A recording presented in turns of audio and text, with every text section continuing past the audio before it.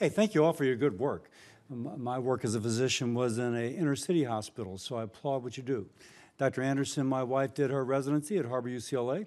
A good friend of hers was probably one of your part-time faculty, Robin Stong. So anyway, just to say that, and I did mine at Big County. So anyway, I'm going to probe, and I probe not to do anything but to be able to explain this program better to others. Dr. Waits, you mentioned the $150,000 per position per year. Now, the average resident earns about $57,000 a year, maybe 20% benefits, so move it up to $65,000. There's a delta there. Now, obviously, you have to pay faculty, but faculty are also billing. So if I'm defending the program to others, how do I defend that delta between the average salary of a resident and the $150K we're allocating per year? Well, thanks for the question. I guess the first thing I would say is a lot of the delta is very understandable with fringe benefits for about residents. 25%, right? And then their malpractice insurance. And the efficiency of a resident in a health center that's already seeing uninsured patients and nonprofit, our interns typically see 3 patients in a half day, whereas a faculty member might see 15 or 20. And so there are just costs to the institution that it takes to host an accredited training program. This number was independently assessed in the peer-reviewed literature by George Washington University, and it is consistent with the cost of graduate medical education in the CMS program that's been somewhat standard for decades. Sounds great. Yeah. Mr. Trumpeter, are these grants kind of stackable, if you will? Can someone get loan forgiveness, but also fill a slot that is financed by the, whenever I say THC, I think of THC meaning something else, but THC, Graduate Medical Education Program. Can you have somebody who is loan forgived and then put into one of those slots? I'm not quite following the question. Well, we have 2 different incentive programs to try and move people to these areas. And maybe Dr. Waits, you'd be the one to answer. And the question, ideally, they are both operating independently.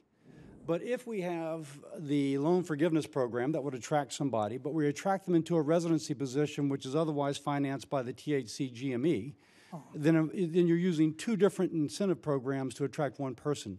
I don't know the answer, that's why I asked. Let me try, and maybe Dr. Waits can help me out here.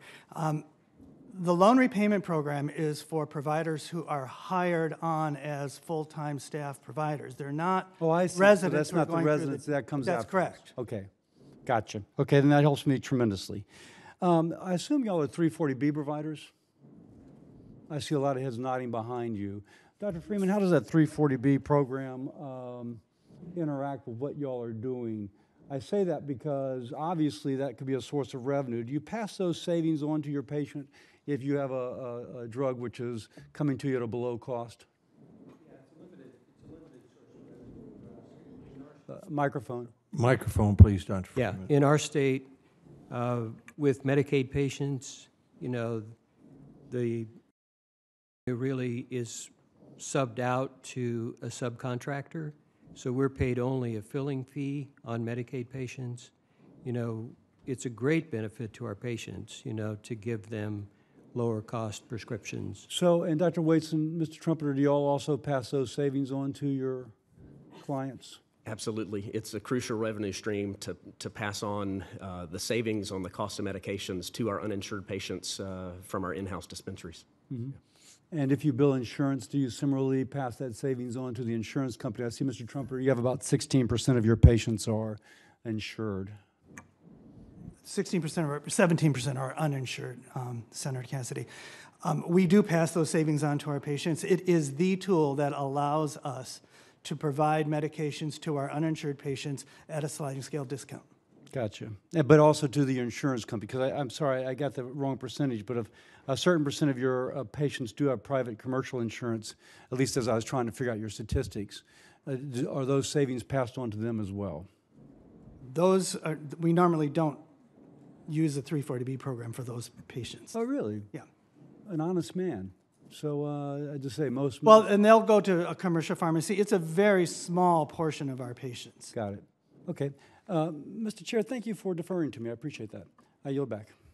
Thank you, Senator Cassidy, for your usual well-informed questions.